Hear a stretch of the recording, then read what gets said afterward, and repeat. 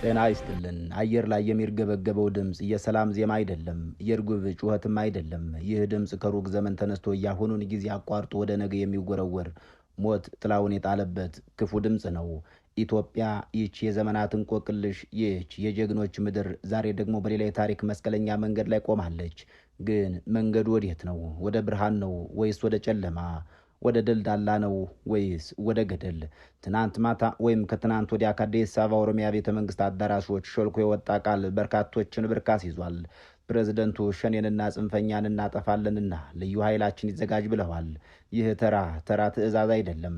ይህ በኢትዮጵያ ምድር ላይ እየተሸረበ ላለው ግዙፍ ዜራ የመጨረሻው ምዕራፍ መክፈቻ ደወል ነው። ዓለም ጸጥ ብላለች። ሰውም በዕለት ተዕለት ኑሮው እሽቅድድም ተጠምዷል። ኑሮው ከብዷል። የዋጋ ግሽበቱ አንገት አስደፍቷል።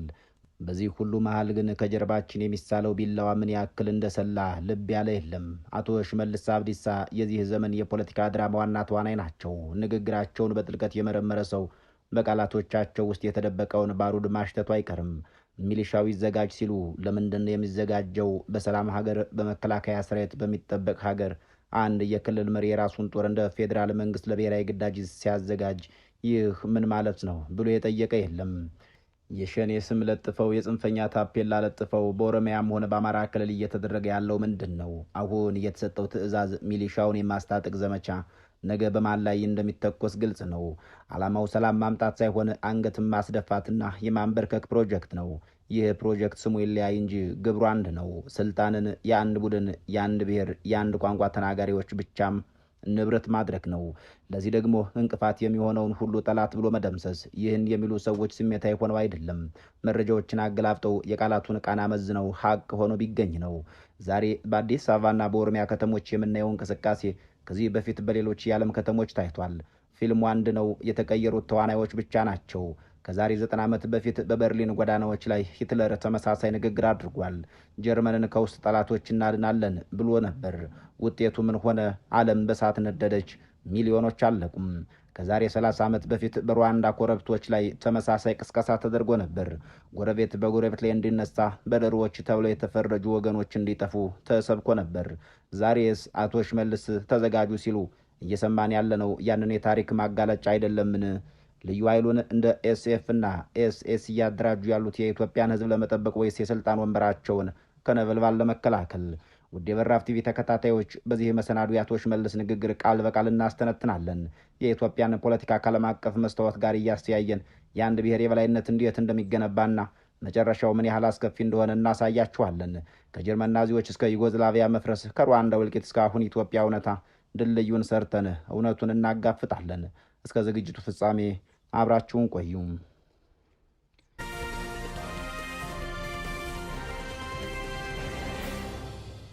በኢትዮጵያ ንጋቱ ከወትሮ ለየት ካለ ከራርሟል። የሰሞኑን ንጋቶችም እንደ ወትሮቹ የሰላምና የተስፋ አልነበሩም። ቀኑ መሽቶ በነጋ ፀሐይ ጠልቃ በወጣች ቁጥር የሚሰማው ሰቆቃ የሚታየው ደም ሆኗል። ለወትሮው ቀናት ተስፋ ይዘው መጠው ትዝታ ሆነው ያልፋሉ።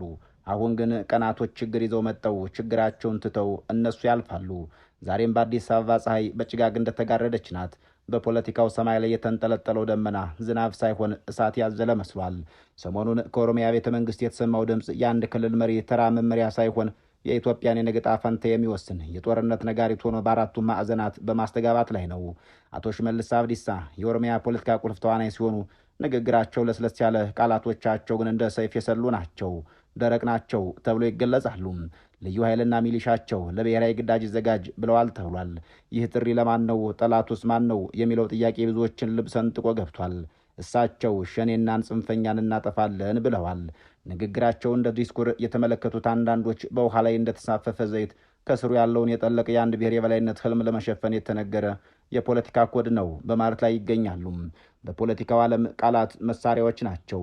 አንዳንድ ጊዜ ከታንክና ከሚሳኤል በላይ ያወድማሉ። አቶ ሽመልስ አብዲሳ ተናግረውታል የተባለው መረጃ የመጀመሪያው ትርጉም የጠላት አፈራረጅን ነው። ሸኔና ጽንፈኛ። እነዚህ ሁለት ቃላት በኢትዮጵያ ፖለቲካ ውስጥ ትርጉማቸውን አጥተው ላለፉት 5 ዓመታት የፖለቲካ ተቀናቃኞችን ለማጥፊያነት የዋሉ የጅምላ ስም ማጥፊያ ወይም ፖለቲካል ሌቨሊንግ ሆነዋል። የውስጥ ምንጮች እንደጠቆሙት ይህ ዝግጅት ለሰላም ማስከበር ሳይሆን በኦሮሚያ ክልል ውስጥ ያለውን የፖለቲካ የበላይነት ሙሉ በሙሉ ለማረጋገጥና በክልሉ አልፎም በፌዴራል መንግስቱ ላይ የኦሮሞ ልሂቃንን አቅም ለማፈርጠም እየታቀደ ነው። ልዩ ኃይሉን እንደ ፌዴራል ጦር መቁጠር፣ ሚሊሻውን እንደ መደበኛ ሰራዊት ማዘጋጀት የመንግስትን መዋቅር ወደ አንድ ፓርቲና ወደ አንድ ብሔር የግል ንብረትነት የመቀየር ሂደት የመጨረሻው ምዕራፍ ነው። ይህ አካሄድ በፖለቲካ ሳይንስ ዘ ሴኪሪቲ ዳይሌማ ተብሎ የሚገለጸው ነው። አንድ ወገን ለራሱ ደህንነት ሲል ኃይል ሊያከማች፣ ሌላኛው ወገን ስጋት ውስጥ ወድቆ ለአጻፋ ይዘጋጃል። አቶ ሽመልስ የለኮሱት እሳት በኦሮሚያ ብቻ ተወስኖ የሚቀር ሳይሆን የአማራን ህዝብና ሌሎች ጽንፈኛ ተብሎ የተፈረጁ ማህበረሰቦችን ወደ ህልውና ተጋድሎ የሚገፋ ነው።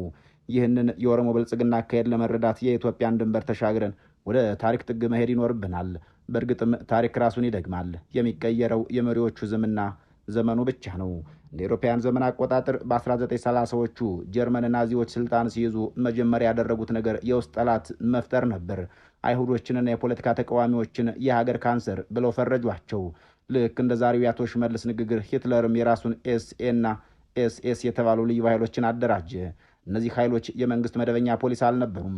ይልቁንም የአንድ ፓርቲና የአንድ ንጹህ ዘር በዘመኑ ቋንቋ አሪያን ሬስ ጠባቂዎች ነበሩ። ዓላማውም የመንግስትን መዋቅር በመጠቀም የሌሎችን ህልውና ማጥፋት ነበር። ይህንን የታሪክ ምዕራፍ ካሁኑ የኢትዮጵያ ፖለቲካ ትኩሳት ጋር እያነጻጸር በደንብ እንመልከተው። የ1930ዎቹ የበርሊን አየር በጭንቀት ከብዶ የፖለቲካው ሰማይ በጥቁር ደመና የተሸፈነበት የፍርሃት ዘመን ነበር። አዶልፍ ሂትለር ወደ ስልጣን መንበር ሲወጣ ይዞት የመጣው የመጀመሪያው የፖለቲካ ስጦታ ብልጽግናን ወይም ሰላምን አልነበረም። ይልቁንም የጋራ ጠላት የሚባል መርዝ ነበር። ናዚዎች የጀርመንን ህዝብ አንድ ለማድረግና ስልጣናቸውን ለማደላደል የመረጡት አቋራጭ መንገድ ጣታቸውን በሌሎች ላይ የመቀሰር ነበር። ጀርመን ታማለች አሉ በወቅቱ የነበሩት የናዚ ፕሮፓጋንዳ ማሽኖች። የህመሟ መንስኤ ደግሞ አይሁዶችና የፖለቲካ ተቃዋሚዎች ናቸው ሲሉ ሰበኩም። አይሁዶችን እንደ ሰው ሳይሆን እንደ የሀገር ካንሰር፣ ተቃዋሚዎችን ደግሞ የጀርመን እድገት እንቅፋቶች አድርጎ መፈረጅ ለሚፈጸመው ግፍ ሁሉ ህጋዊና ሞራላዊ ሽፋን ሰጠው። ነገር ግን ሂትለር ንግግር ብቻ አላደረጉም። ቃላቱን ወደ ተግባር የሚቀይር ታማኝነቱ ለሀገር ሳይሆን ለፓርቲው የሆነ ኃይል ያስፈልገው ነበር። እዚህ ላይ ነው ታሪክ ዛሬ በኦሮሚያ ቤተ መንግስት ከምንሰማው ልዩ ኃይልና ሚሊሻ የዘጋጅ ጥሪ ጋር ፊት ለፊት የሚጋፈጠው። ሂትለር በወቅቱ የነበረውን የጀርመን መደበኛ መከላከያ ሰራዊት ወይም ፖሊስ ሙሉ በሙሉ አላመነም ነበር። የእነዚህ የተቋማት ታማኝነት ለህገ መንግስቱና ለሀገር ሊሆን ይችላል የሚል ስጋት ነበረው። ከስርዓት ውጭ የሆኑ ነገር ግን በመንግስት በጀትና ድጋፍ የሚንቀሳቀሱ ሁለት አስፈሪ ክንፎች ፈጠሩ። እነሱም ኤስኤ ወይም ቡናማ ሸሚዝ ለባሶችና ኤስኤስ የተሰኙት ልዩ ኃይሎች ናቸው። እነዚህ ኃይሎች እንደ መደበኛ ፖሊስ ሰላም አስከባሪ አልነበሩም። ተልኳቸው ግልጽ ነበር። የናዚን ፓርቲ የበላይነት በኃይል መጫንና አሪያን ወይም ንጹህ ዘር የተባለውን የሂትለርን የውሸት ትረካ በጠመንጃ አፈሙዝ ማስጠበቅ። መንገዳቸው ላይ የቆመን ማንኛውንም ጠላት ወይም ጽንፈኛ ያለምንም ህግ ተጠያቂነት ማጥፋትና ማፈን እንዲሁም ማሰር ተጀመረም። በወቅቱ ኤስኤዎች በበርሊን ጎዳናዎች ላይ ሲዘምቱ ዓላማው ህግ ማስከበር ሳይሆን ፍርሃት መዝራት ነበር። የመንግስት መዋቅር ተጠቅመው የፖሊስ መለዮ ለብሰው ነገር ግን የፓርቲን አጀንዳ አንግበው የሌሎች ህልውና ለማጥፋት ተንቀሳቀሱም። ይህ አካሄድ የመንግስት ጠለፋ ተብሎ ሊገለጽ የሚችል ነው። አንድ የፖለቲካ ቡድን የሀገርን የጸጥታ መዋቅር ወደ ግል ጠባቂነት ሲቀይረው የሚፈጠር አደገኛ የታሪክ ስብራት ነው። ዛሬ አቶ ሽመልስ አብዲሳ ሸኔንና ጽንፈኛ እናጠፋለን ብሎ የክልሉ ልዩ ኃይልና ሚሊሻ ለብሔራዊ ግዳጅ ሲያዘጋጁ የሚታየን ምስል ያ የ1930ዎቹ የጀርመን ኤስኤ ሰልፍ ነው። ልዩነቱ የቦታና የጊዜ ብቻ ይሆናል። ዓላማው ግን አንድ ይመስላል። የመንግስትን መዋቅር መሳሪያ በማድረግ ጠላት ብሎ የፈረጁትን ወገን ከምድረ ገጽ ማጥፋትና የአንድን ብሔር የበላይነት በሌሎች መቃብር ላይ መገንባት። ታሪክን በግልጽ እንደሚናገረው ከሆነ ግን በኤስኤ እና በኤስኤስ የተጀመሩ የሂትለር ጉዞ መጨረሻው የጀርመን ውድመትና የራሱ የሂትለር ውርደት ነበር። በጉዳዩ ላይ አጠናካሪ ጽሑፍ የላኩልን አድማጭ ኃይልን ያለ ልክ የተማመነ ህዝብን በጠላትነት የፈረጀ ማንኛውም ስርዓት የራሱን መቃብር በገዛ እጁ ይቆፍራል ይላሉ። በተመሳሳይ መልኩ በደቡብ አፍሪካ የአፓርታይድ ስርዓት ሲገነባ ነጩ አናሳ ቡድን የጸጥታ መዋቅሩን ህጉንና ኢኮኖሚውን በራሱ ቁጥጥር ስር አደረግም። ጥቁሮች ሽብርተኞችና ጽንፈኞች ተብሎ ተፈረጁ። ዛሬ በኢትዮጵያ የምናየው የአንድን ብሔር ባህል፣ ቋንቋና የፖለቲካ ፍላጎት በሌሎች ላይ በኃይል የመጫን ሂደት የዚያን የጨለማ ዘመን የተረገመ ታሪክ እንዳንደግም ያስፈራል።